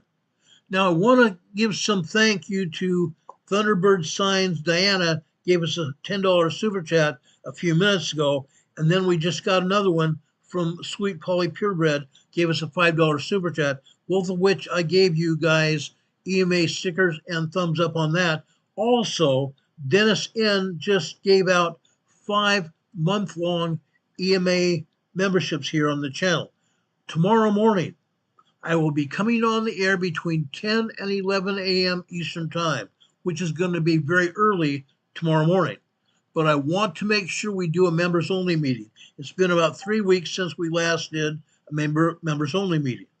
Now, Arlo Ponders, Julie Russell, Great Awakening, Selena's Reborn Nursery, and Daniel Lazarus were given a month-long membership here by Dennis. Those of you that receive month-long memberships, please thank Dennis for that. It's a great thing. We want you to be members of our channel. Also, down below the video today in the top of our program description, there is a link there where you can become a member of our channel. You can become a member of our channel for as little as $1.99 a month. Yes, we have level 2 that's $3 a month, and level 4, that's $4.99 a month. Level 3 is $4.99 a month. I wanted to make sure that the lowest level could still be a member. I wanted everybody to have the chance to be a member of our program here on YouTube. It's essential because when we put out members only information, it's members only. Yes, many times we just talk about different things. But when I put out members only information, guys, you're going to want to be there. Okay? But what we're talking about today is sufficient to know that you need to be here now. What we're seeing now over on, and during this program, I show you seismograms showing what's going on at Mount Rainier and Mount St. Helens. This is real. Both of those mountains could erupt.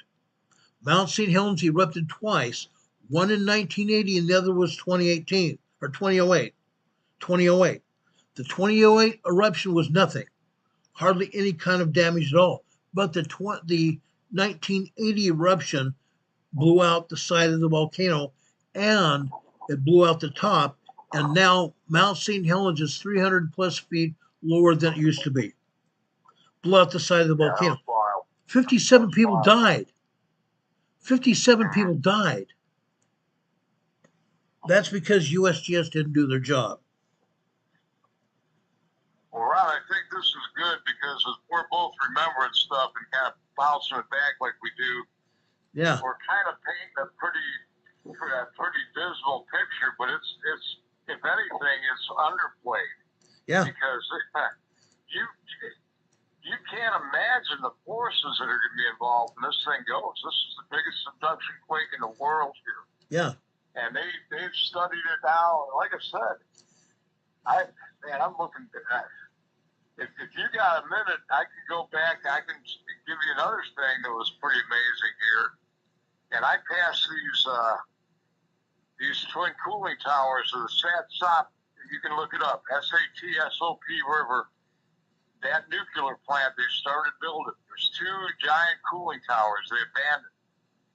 My take is they abandoned it because that was, like I said, 80s, whenever they put that thing up, started to, that's when they discovered this was a giant subduction quake zone. Yeah. They halted. It was the largest bond default in the history of the United States. They stopped construction. Now, I don't know how much of the reactor they built that never fired up because they said, man, we can't build this thing here. Does that make sense, Ron? Oh, yeah, it does make sense. What? They said they stopped. They stopped building. You don't just plan one of those and just stop. And that was because, like I said, it was, I want to say, I used to know, it was late 70s when they Chris Goldfinger, you talk about it. Yes. Those guys put it together that the more they literally dug by hand out here, or these, they call them ghost forests here, where those trees were buried by the salt water. Right. And they're like, what? They couldn't believe it. So you can look up SAT-SOP, and those 2 reactors stand there like ghosts. An incredible amount of money they walked away from it because they said, man, we can't build a good reactor here. No. There aren't any up and down this coast. What blows my mind is they started building that reactor. Why didn't they even look? Well, I'm sure. Let me back up a minute. Well, they didn't. It's like I'm saying, they didn't know. They didn't know back in 1920 this was a subduction zone. It was like 1987, something like that. They didn't know till recent, about around when St. Helens probably. Yeah. I used to know, but see, I forgot that stuff. But you can look at that SAT-SOP reactor. Yeah. And they film horror movies and all kinds of crazy stuff now there. But they walked away from that thing. Yeah. It just blows my mind. Those 2 cooling towers stand there like ghosts. Did I send you those? No, you didn't. Yeah, my phone was the memory shot. That's all right. That's all right. I pass them every time I come out here. I just shake my head. The next time you think about it, send them to me, and I'll put them up on the program so people can understand what's really going on. Because it's happening, guys. It's happening. It's real. You see what I mean about me putting this together. And I still hear that, oh, it went over budget. I'm like, no, man. You don't build two of those giant cooling towers and walk away from them. They found out this is a gigantic subduction zone. Everything stopped. Because you don't want a nuclear reactor going hot on top of all the rest of the mess that would be here. Well, we already have nuclear energy over there in Washington State. There is a huge power. It's inland, and that Hanford site's a mess too. The Hanford site's a real. Columbia. Yeah, it's crazy. Oh, that's a toxic waste zone, man. That was the old new technology. I mean that's another rabbit hole we can go down, but that's well inland. See, that's away from the subduction zone. But it's leaking nuclear radiation into the river. Yeah, it's a mess. Yeah. Up and down the river is full of nuclear material. If you are fishing on that river, guys, you're getting radiated. Anything you touch is radiated. And guess what? Oh, there were buried railroad cars full of stuff out there. Just plowing them over. See, people don't know this stuff. I mean, I hate to even talk about some of it because, it's all bad. But it gives you an idea. They didn't know. Yeah. They didn't know. But when the then all of a sudden they start putting it together, and I think part of it came out of Japan. They said, "Hey guys, we tracked this tsunami in 1700, and look where it might have come from. That was part of it. It's coming back to me." Yeah. I mean, I hope this helps. I mean, it's a giant rabbit hole, around. I know it. It's one we picked to go down, but I want to go down. I want people to understand what's going on. That's the whole purpose of this program, is to educate people. That's why we're here. I want people to understand it. It's like hurricanes, and people think, oh, these things are so terrible now, it's global warming. No, man, these things have been bashing for millions of years. Florida, which I know quite a bit about, was completely underwater 12,000 years ago. There were sharks the size of Greyhound buses swimming over Tampa. The only part of Florida that was above water was that bridge where Mount Dora is on the east coast, past Daytona. Yeah. It's like a spine. Yeah. The rest of it was completely submerged. Okay, when all these glaciers melted. Well, that wasn't from car exhaust, okay? It's humorous, but these people don't have a clue. No. They look at stuff and they think, oh, it's always been like this forever. No. There was no Florida. It was a sandbar. Yeah. I mean, I hope this helps. Hey, I mean, it's almost comical, but put in perspective, I'm a pretty funny guy. But you know how we go back and forth sometimes, Ron. Like I'll tell you, about people dumbing up, Yeah. And I say, Ron, you were a cop. You know how it is. Yeah. But to watch this news now, all of a sudden, and there's something up. You can't tell me there's not. Yeah. You're right. For them to make a concerted effort to put this on the news all of a sudden, and they're all reading from the same script, just like they do about anything else. It's coming down from headquarters, and they're reading. And I don't care who don't like to hear it. That's the truth. It's unreal. They dumb it down, where everybody thinks, oh, nothing's going to happen. I'm telling you, it's going to. And maybe it won't. Maybe it won't. But this Cascadia, it's not if, it's when. Yeah. It's not it. It's like this is what I thought about. It's like a giant truck spring. You just keep big old dump truck with a big lead springs. And you just keep pouring boulders into, and those springs get under more and more and more tension. Well, sooner or later, something's given. That's what's going to happen. When these plates move, that's going to cause the megaquake. Yeah. Okay, and the tension continues to build. Yeah. Every year this goes on, there's more pressure on that giant leaf spring. That's the mechanics way of putting it. That's how I put it. Sooner or later, you're not taking the weight off. It's going on because the whole North American continent is moving west. Yeah, it is. Into the ocean. There's some wild stuff, but you know, it's fun to talk about. Ron, you know what I told you? I think we're both going to live to see an event. Yeah. I don't know what it's going to be here, but I think we're both going to live to see it. Yeah. I think so too. Whatever that's worth. I think so too. That's why we're talking about. Reinforced what I was saying to you 2 years ago. Remember? We were talking. Yeah. When you were fighting it and I was fighting it. Yeah. I think we're going to both pull through this cancer thing, and we're going to live to see that event. I think we're going to see it. Yeah. That's my 2 cents. Yeah, I agree. For anybody out there, that's my take. Yeah. Both we've you and I. How we go at it. You and I have been together for 6 years now. Over 6 years. We've seen it.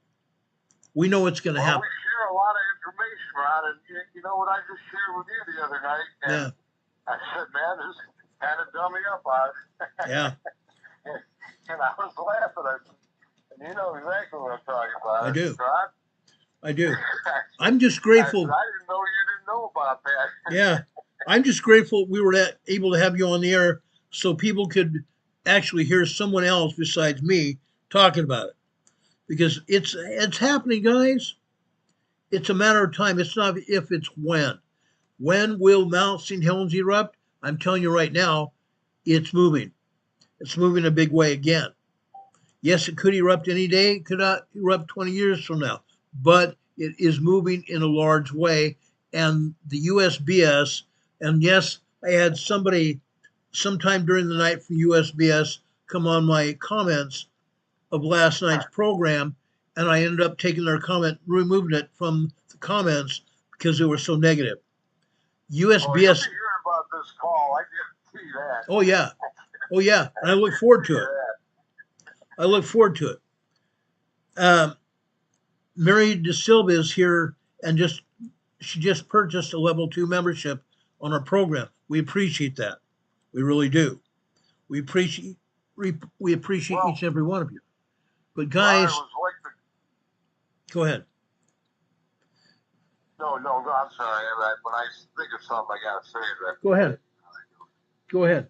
But I think, like when you were on Mark that time, and that I was in 2020, where after we got through the Christmas thing, he couldn't get enough of it. I mean, this is his thing right here. Yeah.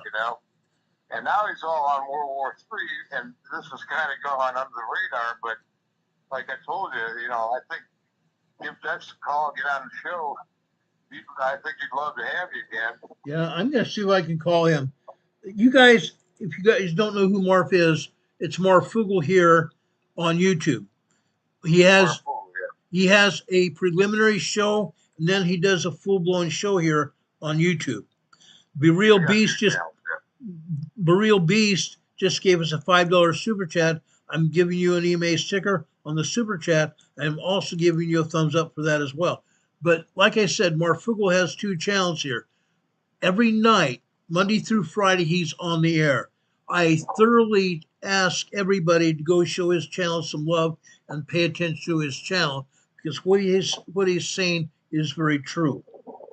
Yes, he's gone off on World War III because he knows what's going to happen. Again, it's a matter of time when it comes to World War III. But Marv was really into what was going to happen with the Cascadia earthquake. Marv is real. Marv Fugel is real. Okay? I love the man. He's done a ton of research. He and Dex, who is his assistant, have done a ton of research. They're great people. Very great people. Well, we give them a kind of different look at it, like when you were on. And I don't, if you've had enough, I don't want to beat a dead horse here, but let me know if anybody's got any questions, and if not, I'll let you go on. I know you got other stuff on the flood you're going to do. Yeah, I want to talk about that too. But I don't want to hold you up. I have no idea what time, how long we've been doing this. We've been going on, now it's approaching 2 hours, believe it or not. That's really wild. Yeah, I won't stop talking. But it's okay. It's all right. I think, I don't know if your viewers got any questions for you. Please put them here in the chat. We want to answer questions. We don't want anybody to leave this program with unanswered questions here. We thoroughly ask you to put up your questions here because we know that people have questions. Heidi Petrick just gave us another 5 EMA memberships here. 5 1-month memberships here to our EMA family here on YouTube. Miss Trawl F, Ruthie, Sonic, Popo, Speed Pig, Kimberly, and Starseed EB got 1-month memberships here to our program. We want to thank her for that. Those of you that have received 1-month memberships, please thank Heidi Petrick for that. Heidi, thank you so much, and God bless you for that. Heidi's very much a promoter of our program, and we love her a lot. Love her very much. She's great. Well, Ron, this call is just kind of like our talks, you know, and it's gone in some good directions here, I think. That I agree. if people really, they've learned something, and all I can do is tell them what I've seen. And I'm not pulling any punches. That's the deal. Yeah. You know? We both seen it. I've proven it over and over and over again. Yeah. And you and I have been up watching these signs, those 2, 3, 4 in the morning. Yeah. You know, all night. And when 2019 was crazy. Not a word about it now. Not a word. Just like that, not a word. They were convinced it was going to go. Yeah. I know that for a fact. Yeah. Charlene just that asked military, they weren't drilling for Homeland Security. No. This was very specific, up and down I-5. And they were showing down in California and Oregon, these choppers sitting on the side of I-5 that landed, gunships. Yeah. Sitting there. Yeah. They're drilling. You're right. It was all I-5. Yep. They're there. Yeah. Charlene just asked a question. Would this cause Earth's crustal displacement and mass? Yes, it will. When that earthquake hits, it'll cause huge crustal displacement. There will be fissures open up on land, in the middle of roadways. Roadways and land will be destroyed. Even the possibility of homes that will have fallen down into fissures that were built there. Oh, yeah. Homes, absolutely. Power poles, cars, whatever's standing there, including people. People standing there could also be picked up and put in the fissure all of a sudden. It's likely to happen. Likely to happen. What about the super volcano under New England? Is there any activity yet? No. We have not seen any volcanic activity over in New England yet. And I'm saying yet. Yes, we've seen some tiny tremors. That's all. 1.1, 1.2, 1.5, 1.7 tremors. That's all. It's not like the East Coast. Or I'm sorry, the East Coast is not like the West Coast. The West Coast has a ton of activity, but you need to know this. The East Coast is also moving, and the agencies aren't telling us about it. They're hiding the information. We haven't even touched on the new Madrid. No. Action. And there's that all goes into this because the whole continent is squeezing. Yeah. The New Madrid today had another 2.5 earthquake on the New Madrid. Yesterday they had a 2.7. And both of these earthquakes are basically in the same area of Tennessee. Right along. I was wondering about that. I was going to ask you, Ron. Yeah, both earthquakes today and last night, or yesterday, I should say, yesterday's earthquake and today's earthquake are both in the same area along the east side of the New Madrid Fault in Tennessee. 2.5 and 2.7 earthquakes. And it's not just that. There are other earthquakes that they're not telling us about. They have no clue what's going on. Yes, I'm sorry, they do. Here's something I just remembered, so I don't forget to tell you. I think it was 1699. Before, that's why these are, in my mind, tied together, because in 1699, I'm pretty positive, there was a big New Madrid event. Then in 1700, this one went. Yeah. The whole thing is pushing west. You know what I mean? We've talked about it. Remember the last time that New Madrid was really going? Yes. I said, man, that's tied in. It's tied into this.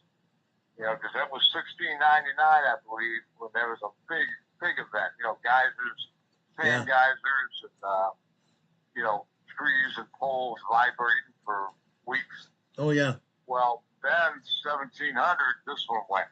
Yeah. So there's a connection. Yes, there is. So that's Absolutely. why, I wouldn't even thought about it if I wasn't on this with you, but I was going to ask you, what's New Yeah. Madrid doing? They're all connected. On a Mm-hmm. stream is asking, will Michigan be impacted by the new matter? Yes, it will. Oh, absolutely. There are Yeah. earthquakes over in Detroit, earthquakes over in Illinois, all over the place. Earthquakes in Indiana, all the way up to the southern side of the Great Lakes. That whole area is Oh, going to yeah. be impacted. St. Louis right on has had some terrible quakes. Yeah, That's a mess there. yeah, That's all lime rock. It's like Florida's limestone. yeah. But But see, this is, the more we talk about, the more, that New Madrid is tied to this. it is. So that might be the canary in the coal mine because it was last time. Yeah. Very direct connection, and that was a mess there. Terrible. We have a bunch of earthquakes on the west coast of the United States. We have a bunch of earthquakes on the east coast. What's happening? Seismic energy from the west coast is squeezing the New Madrid. Seismic energy from the east coast is also squeezing on the east side of the New Madrid. That is why we're seeing so many earthquakes on the New Madrid. Just because the USGS is not talking about it doesn't mean it's not happening. It is. Yep. The About whole continent is moving west. It's Yeah, lurching westward. absolutely. What is going on? Okay, up until 3 years ago, people were asking me about the New Madrid fault. I was telling you then, don't worry about it. Nothing's happening. But 3 years ago, that all changed. Yep. 3 years Yep. ago, it went from all we were having before 3 years ago was tiny tremors 1.0, 1.1, 1.5, 1.7 tremors. Now, as of 3 years ago, all of a sudden we started seeing 2.0, 2.5, 2.7. Now, today, I I can tell you this because I've done it. Today, we've seen 3.5 and even 4.0 earthquakes along the New Madrid Fault. Missouri and Arkansas along the New Madrid Fault. I promise you it's happening. Why is the East Coast seeing earthquakes? I've explained that as well. The center of the Atlantic Ocean. The Atlantic Ocean is what they call the Atlantic Plate. Right down the center of the Atlantic Ocean is called the Mid Atlantic Fault. The Mid Atlantic Fault is expanding like this. It's pushing Africa and Europe in the easterly direction. It's also pushing the the North American continent and Greenland and northern Mexico in a southwesterly direction. That's why we have so many earthquakes on the East Coast. That's why we're having these earthquakes on the New Madrid Fault. Okay? Then we have the Pacific Plate putting additional pressure on the West Coast. Yep. That's happening. We're Yep. seeing the earthquakes. The whole place is moving. All the plates all around the world are moving. Now, I found something out. Fascinating stuff, Ron. And I'll tell you what, it's you're right on it. I'm glad I thought about that New Madrid because that was a precursor to this one. Yeah, it really is. It was like within a year, and that went crazy over there. Yeah, we have to talk about it because it's happening now.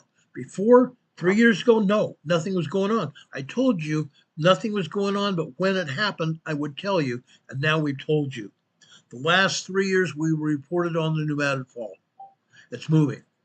It's moving in a big way. Ron, if you've had enough of me, man, I'll let you go. If you want me to hang around, I got to move something here, but it's up to you. But I think it's fascinating. It's been a pretty good run through. I think people got a different look at it. I hope they did. That's why we did this show. And right before you hang up, I want to just briefly talk about flooding in New Mexico and Central Texas. It's ongoing. I saw that. We had a lot of rain that came out of the Gulf of America and up through Mexico, which is normal. Okay, up through Mexico, we have the monsoon season that starts about the middle of June and goes through the end of August. Okay, that monsoon is pushing moisture to the north. Between the moisture from the monsoonal flow and moisture coming up from the Gulf of America. It's all moving north. And because we have moisture coming from the West Coast as well, and New Mexico got hit 2 weeks ago. They had massive flooding, and the flooding's continuing. Storms in a long time this weekend here, Ron. Yeah. I'm glad you brought that up. Massive storms. This morning. Yeah, there's some bad news coming going east.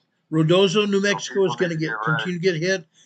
I believe Central Texas is going to get hit, and Central Texas happened because they seeded the clouds. They seeded the clouds in Texas, and that's why the Guadalupe River overflowed its banks. And it's going to continue, guys. It's very sad. It's going to continue. Over 119, I think it's now 120 some people are dead, and over 191 people are missing. Unreal. It's not stopping. Wow. How many got missing, Ron? Over 100?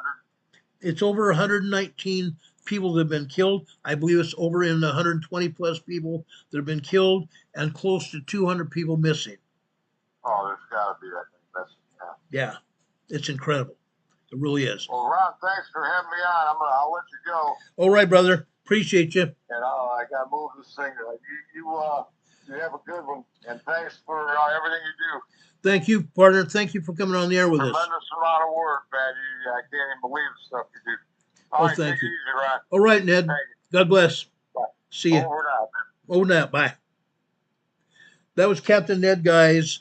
He had a channel here on YouTube, and YouTube booted him. Now I've had him here on the air. Let's see what YouTube does now. I don't think they're going to boot him at all. Don't think they're going to boot me.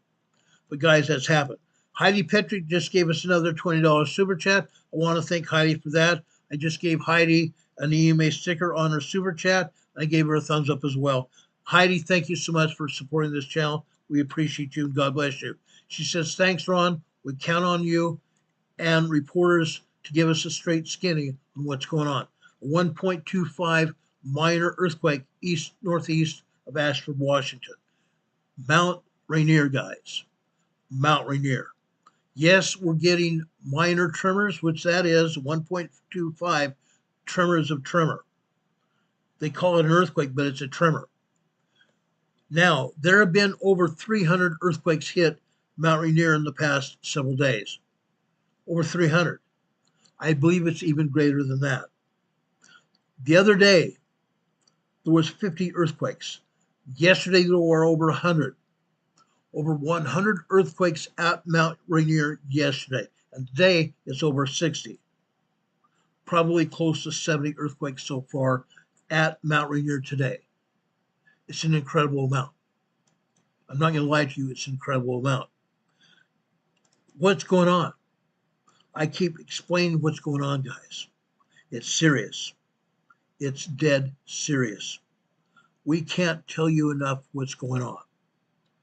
Let me post a picture here to give you an idea of what's going on here at Mount Rainier today. Look at this. Hold on a second. Look at this. 70 plus earthquakes at Mount Rainier today. 70 plus earthquakes at Mount Rainier today. It's probably close to 80 earthquakes. No joke. No joke. Guys, we've talked a lot today about what's going on in Washington. We've talked about the new Madrid fault. We've talked about the swollen rivers, the Rodozo River in New Mexico. We talked about the Guadalupe River in Central Texas. It's ongoing. Let's not forget about the people that are involved.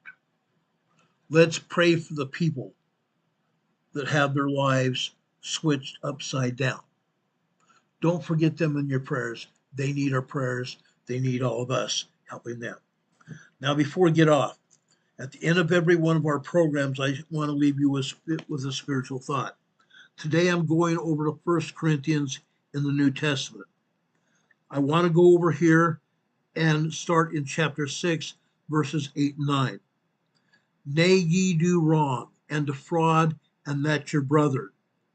Know ye not that the unrighteous shall not inherit the kingdom of God? Be not deceived. Neither fornicators, nor idolaters, nor adulterers, nor effeminate, nor abusers of themselves of mankind, None of those kind of people will get into God's kingdom. None of those people get into God's kingdom. But in verse 11, and such were some of you, but ye are washed, but ye are sanctified, but ye are justified in the name of the Lord Jesus, and by the Spirit of God. By the Spirit of God. Each one of us are sanctified and justified by God. Let's pray to our Heavenly Father that He will bless those families that have lost loved ones in the floods. God bless everybody. May God continue to bless us. Roger Reynolds is here in the chat. Thank you for being here, Roger. He says 10,000 earthquakes before Mount St. Helens erupted. Yeah, 10,000 guys. 10,000. Unreal. Unreal. Thanks for that, Roger. We appreciate you. Thank you for being here. I want to thank everybody that's been here with our program today, getting information. If you have any questions, after this program is over, go to our comments section below this video today. In our comments section, you can leave us comments and questions. I promise you, I will get back to you. You can also go to our email address. Our email address is scrolling across the screen right now. It's rltnspdema@gmail.com. Also, you can go to our Venmo and our PayPal applications here, and they're also in the top of the program description as well. Go to there, and you can send us donations there, which we greatly appreciate to be able to help keep this program on the air. You also see our address. You can send us a card or letter, 504 Bethel Road, Box 401, Morganton, North Carolina. The zip code here is 28655. Inside that card or letter, you can stick a check or cash in there and send it to us to help keep this program on the air. We greatly appreciate it. I want to thank you all for being here. I mean that from the bottom of my heart. Sonic is here in the chat saying, get ready, everybody. Get your house in order. Kit up. Load up. Lock and load. It's about to go all sideways. Okay? It is. It's about to go way wrong. Thank you for that, Sonic. We appreciate it. Guys, I love each and every one of you. If anything else happens tonight, we'll be back here on the air to tell you about it as soon as the information becomes available. Also, we will be back on the air tomorrow morning between 10 and 11 a.m. Eastern Time with our members only meeting. We'll be back on the air between 10 and 11 in the morning with our members only meeting. And we may be able to have more information about what's going on in New Mexico and Texas, as well as other things that are going on as well. I'll pass that on to you. Then tomorrow afternoon, evening, we'll come back on the air at 1600 hours, 4 p.m. Eastern Time, with more information on Emergency Management Associates. And tomorrow will be Emergency Preparedness Friday. We'll primarily try to talk about emergency preparedness. With all that said, I ask God to bless you. I ask God to bless everybody that stands in need of His blessings. God bless you. God be with you until we meet again. We'll see you on the other side, guys. Have a good night and a better tomorrow. See you soon. Thank you for being here. God bless.